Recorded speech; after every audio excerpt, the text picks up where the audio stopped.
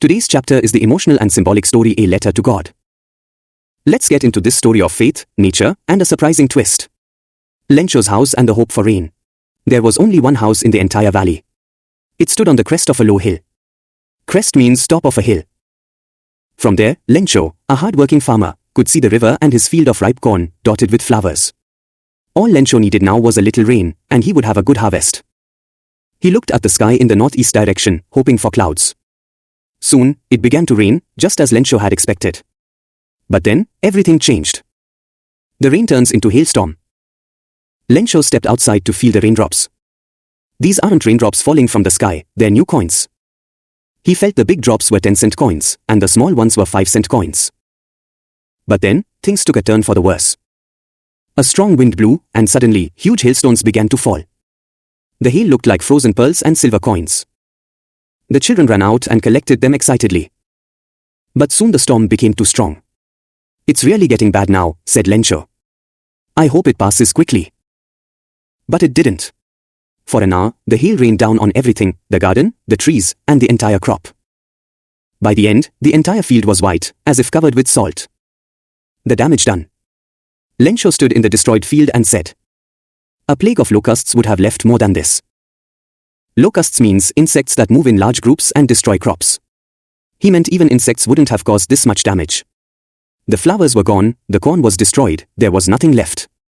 That night, the family was sad and worried. All our work, for nothing. There's no one who can help us. We'll go hungry this year. A single hope, God. But even in this hopeless moment, there was one hope. Help from God. Lencho was a simple man. He had deep faith in God.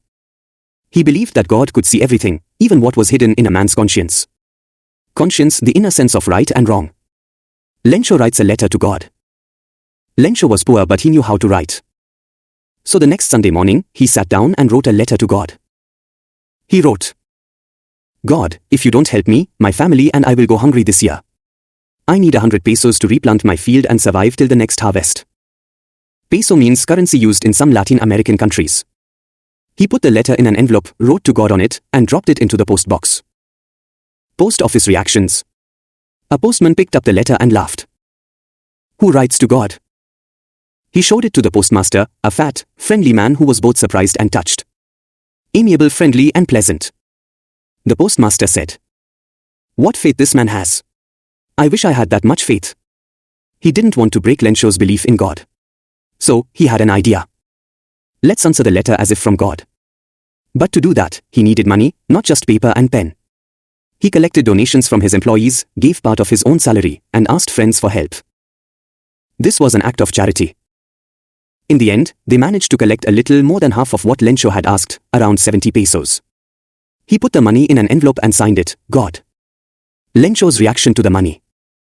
The following Sunday, Lencho came to the post office. The postman gave him the envelope. Lencho wasn't surprised, he believed God would help him. But when he opened it and counted the money, he got angry. God can't make a mistake, so who took the rest of the money? He went straight to the writing desk and started writing again, with his brow wrinkled in effort. Contentment, satisfaction, or happiness. He bought a stamp, licked it, stuck it on the envelope, and punched it closed with his fist.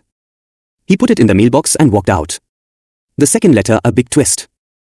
The postmaster, curious, opened the second letter. Here's what Lencho had written. God, of the money I asked, only 70 pesos reached me. Please send me the rest, but don't send it through the post office. Because the employees here are a bunch of crooks. Crooks, dishonest people or thieves. And that's the twist, the very people who helped Lencho were now being blamed by him. Central theme. This story highlights the power of faith, but also shows the innocence and simplicity of people like Lencho. Lencho had blind faith that God would help him, and in a way, God did, through the postmaster and his staff. But because of his limited understanding, Lencho didn't realize humans were the messengers of God. This story also shows us the irony of how good deeds can be misunderstood. A Letter to God by Gregorio Lopez, YFUNS, presenting EDUTOONS.